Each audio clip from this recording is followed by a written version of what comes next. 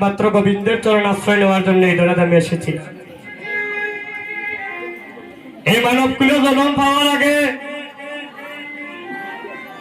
আমরা কোথায় ছিলাম? কে হাত তুলে বলতে পারবেন? দেখি একজন বক্তা আমায় হাত তুলে বলেন। এই মানবকুলে জন্ম পাওয়ার আগে আমরা কোথায় ছিলাম?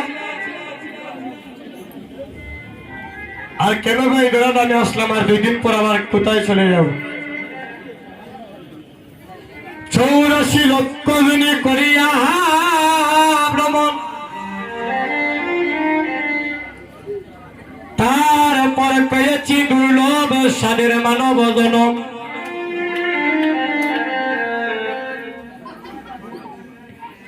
84 লক্ষ জনী করিয়া ভ্রমণ, তারপরে পেয়েছি মাগো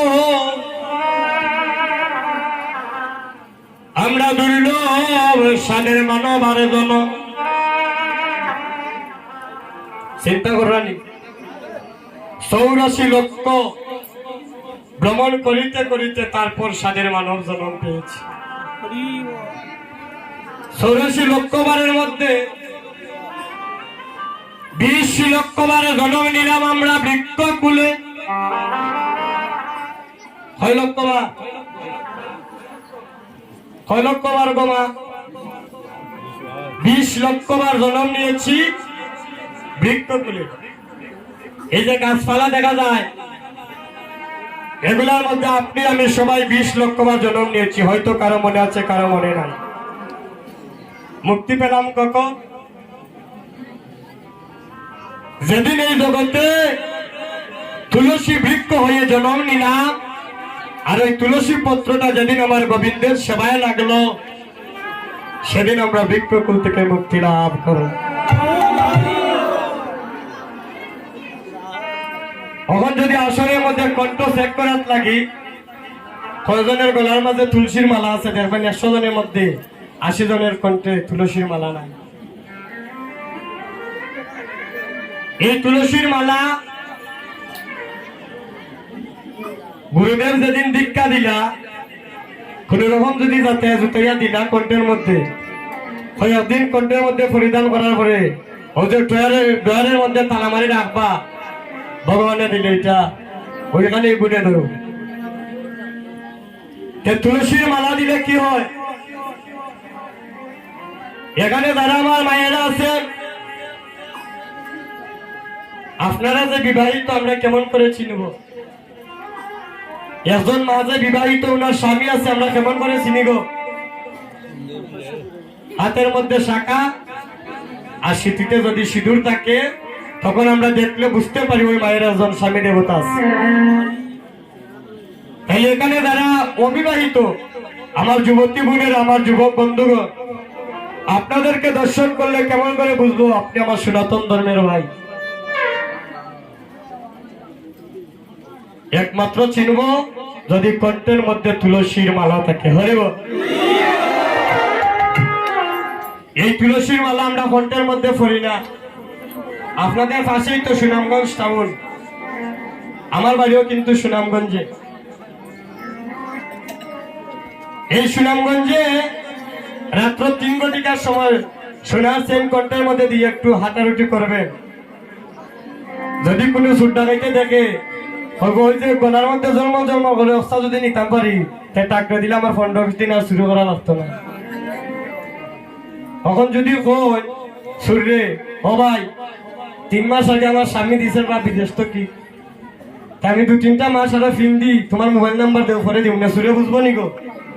বেশি টেরিমিটো করলে বুকের মধ্যে সুরেও বসাইতে পারে। সোনা গয়না অলংকার এগুলা মানুষের প্রাণ কেড়ে নেয়। সত্যি করে বলছেন মায়েরা, কোনদিন শুনছেন যে কেউ কণ্ঠ থেকে কেউ তুলসীর মালা চুরি করে নিছে? আপনাদের এই সাইডটা তো হাওড় এলাকা, বৈশাখ মাসে ঝড় বৃষ্টি হয়, মাঠের মধ্যে ছোট ছোট বাচ্চারা খেলাধুলা করার জন্য যায়, কণ্ঠের মধ্যে একটু তুলসীর মালা দিয়ে দিবেন। কেন? শাস্ত্রে বললেন যে ভক্তের কণ্ঠের মধ্যে তুলসীর মালা থাকে, ওই ভক্তের উপরে কোনোদিন বজ্রপাত ঘটে না। যে বাড়ির মধ্যে তুলসী বৃক্ষ আছে দেখবেন অনেক বৃক্ষের মধ্যে বজ্রপাত ঘটে, কোনদিন তুলসী বৃক্ষের উপরে বজ্রপাত ঘটবে না। আর যদি ঘটে আমার ভগবানের কথা মিথ্যা হয়ে যাবে। তো তুলসীর মালা একটু কণ্ঠের মধ্যে পড়বে। ওই তুলসীর মালা 20 টাকার তুলসীর মালা রাত্র 4 ঘটিকার সময় বিপদে পড়লে আপনার বাড়ি পর্যন্ত পৌঁছে দিতে পারবে, সেই শক্তি আছে। তাইলে পাইলাম 20 লক্ষ। 9 লক্ষ বারে জন্ম নিলাম জলজ প্রাণীতে। কয় লক্ষ বা একটু কথা কইবা, কথা না কইলে আমার কথা বাড়াইত না। সেবার সঙ্গে আসলে একটু কথা বলতে হয়, কথা বললে কি হয়, কথা বললে কথা বার হয়। হরি বল। 9 লক্ষ বার জন্ম নিলাম জলজ প্রাণীতে। জলের মধ্যে যত ধরনের প্রাণী থাকে ওইগুলোর মধ্যে বা দাদা আপনি আমি 9 লক্ষ বার জন্ম নিয়েছি। মুক্তি পাইলাম কোন দিন? যেদিন শঙ্কর রূপে জন্ম নিলাম। মায়েরা ঠাকুর করে দেখবেন ছোট ছোট শঙ্কর রাখেন, জল দিয়ে রাখেননি? ছোট ছোট জল রাখেননি গো শঙ্খ দিয়ে? ওই শঙ্কর রূপে যেদিন জন্ম নিলাম সেদিন আমরা প্রাণীকুল থেকে মুক্তি লাভ করলাম। তো ওইদিকে পাইলাম 20, ওইদিকে পাইলাম 9, কত হইল? 29 লক্ষ। 11 লক্ষ বার জন্ম নিলাম পোকামাকড় কৃমিকুলে।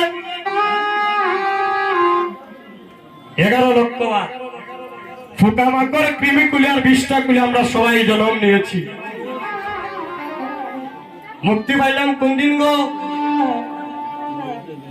যেদিন এই জগতে আমরা মৌমাছি রূপে জন্ম নিলাম। মৌমাছি দেখবেন ফুলের মধু আহরণ করে, তারপরে গিয়ে একটি জায়গায় ধীরে ধীরে সে মধু সঞ্চয় করে। আর ওই মধুটা যেদিন গোবিন্দের সেবায় লাগলো সেদিন আমরা পোকামাকড় কৃমিকুল থেকে মুক্তি লাভ করলাম। ওইদিকে পাইলা 20, ওইদিকে 9, আর ওইদিকে 11, কত হইল? 40 লক্ষ। 30 লক্ষ বার জন্ম নিলাম পশুকুলে। 6 লক্ষ বার 30 লক্ষ বার জন্ম নিয়েছি পশুকুলে।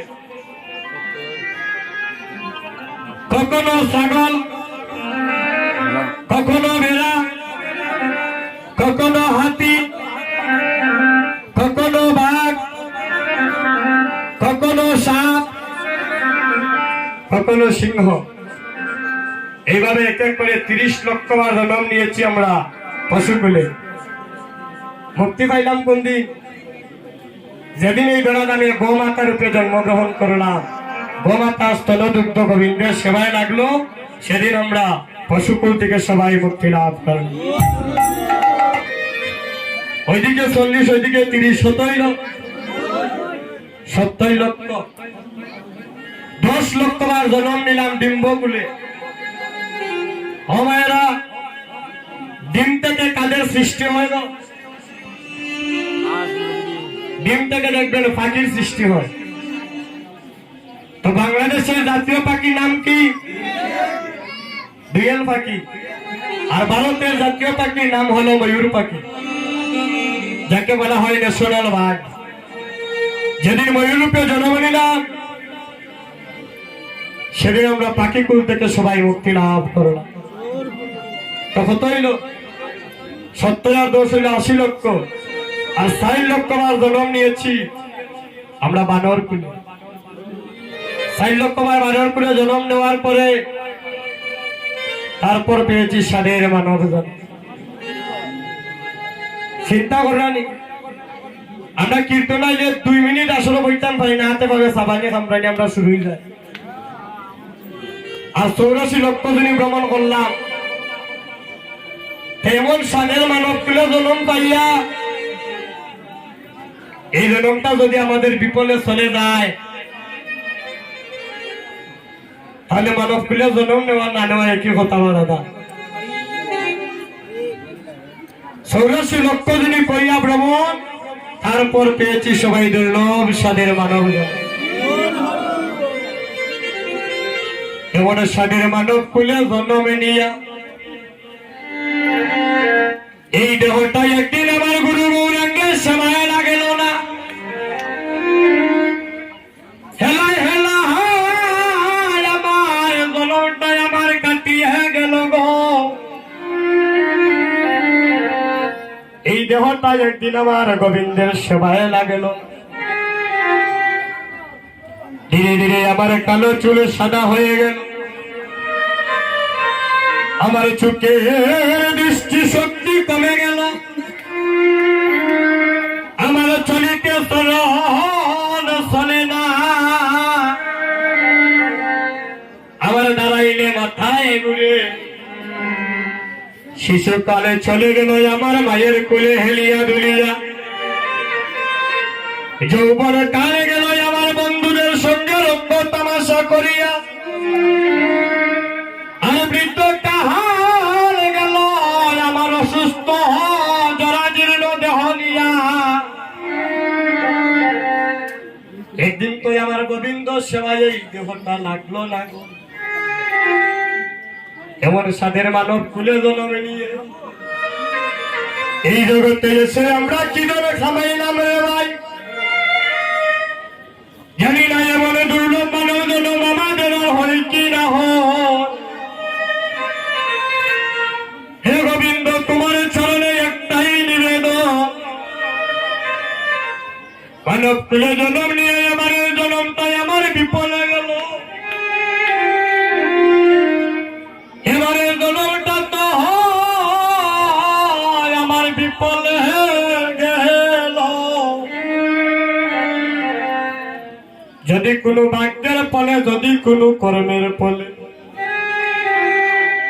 আবার আমায় কোনোদিনই তুমি মানব কুলে জন্ম দাও, জন্ম দিও একজন কৃষ্ণ ভক্ত বাবার ঘরে, আমায় জন্ম দিও কৃষ্ণ ভক্তিমতী একজন মায়ের ঘরে। তুমি কোনোদিন আমায় ধনির ঘরে জন্ম দিও না, জন্ম দিও আমায় কাঙ্গালের ঘরে, কৃষ্ণ ভক্তিমতী মায়ের ঘরে জন্ম নিয়ে। এই জগতে আমি আর কিছু চাই না দয়াল, তোমার চরণে আমার একটাই নিবেদন, কৃষ্ণ ভক্তিমতী মায়ের ঘরে জন্ম নিয়ে যেন আমি ভক্তের চরণ দুলি,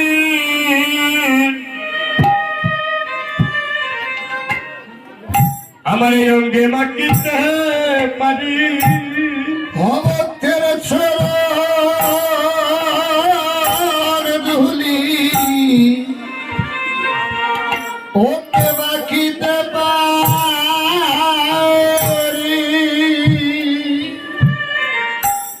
এই জগতে আমি আর কোনো দল চাই না হরি, যেন ভক্তের চরণ ধুলি আমার এই অঙ্গে মাটিতে পারি। হরে আর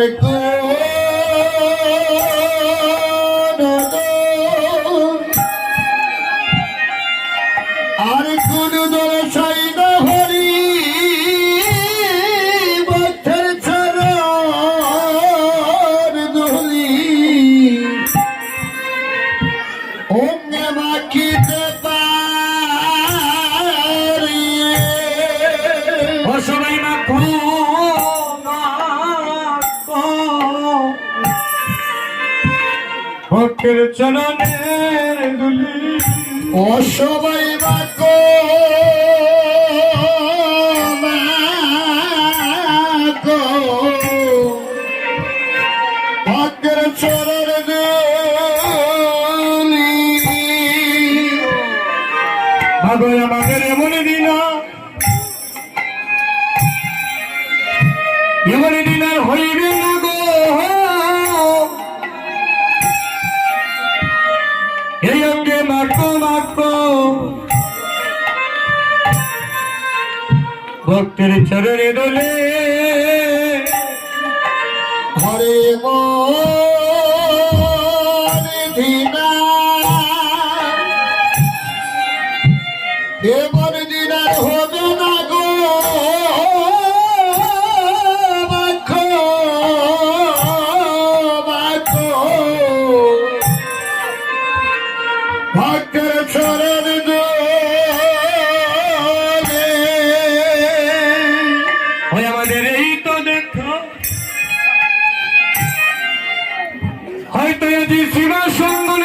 কিসের রেখা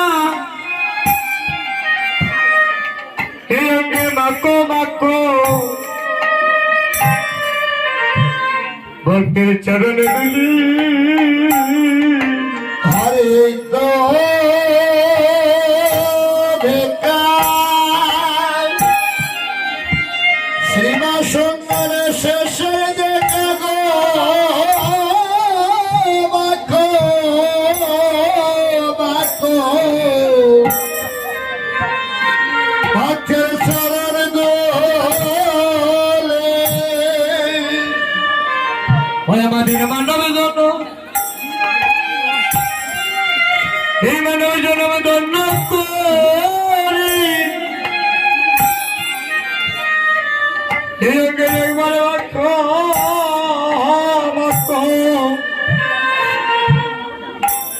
ভক্ত করে চরণে দুলি হয় আমাদের জন ওই জনমদন খরি সবাই বাকো বাকো ভক্তের চরণ দোলে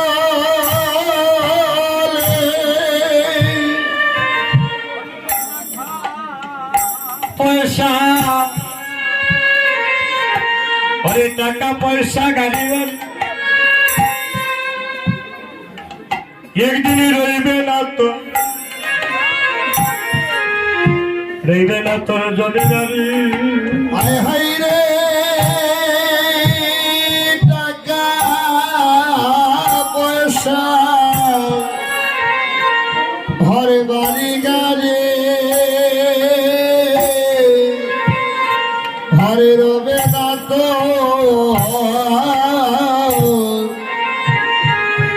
ঘরে ঘরে দাঁড়িয়ে আমাদের টাকা পয়সা ওরে বাড়ি গাড়ি ওই একদিনই রইবে না তো রইবে না তোর বাহাদুরি হায় হায় রে টাকা পয়সা ঘরে গাড়ি বাড়ি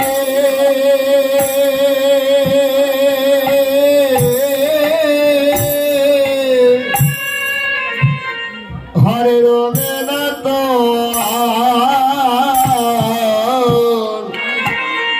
বাহাদুরি সেদিন তোমার সঙ্গে সাথী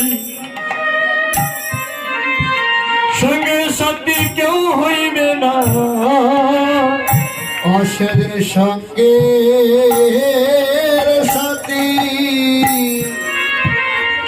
কেউ হবে না তুমি এসেছিলে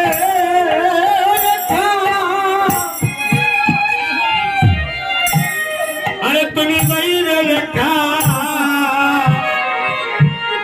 বলে রে সেদিনের সঙ্গে সাথী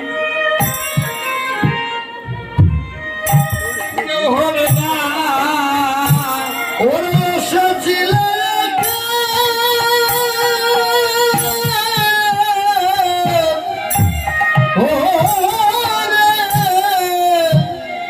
আমি নাইবে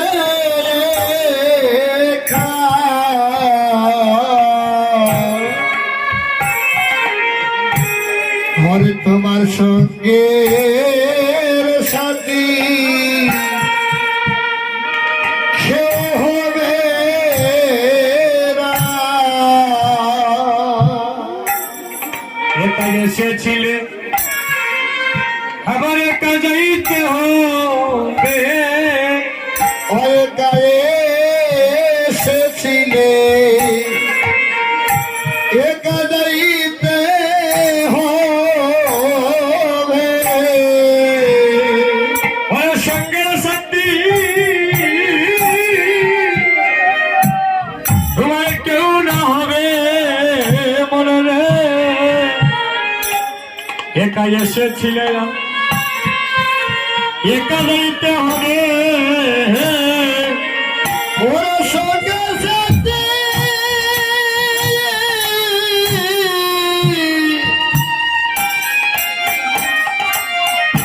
ওর সঙ্গে সাথে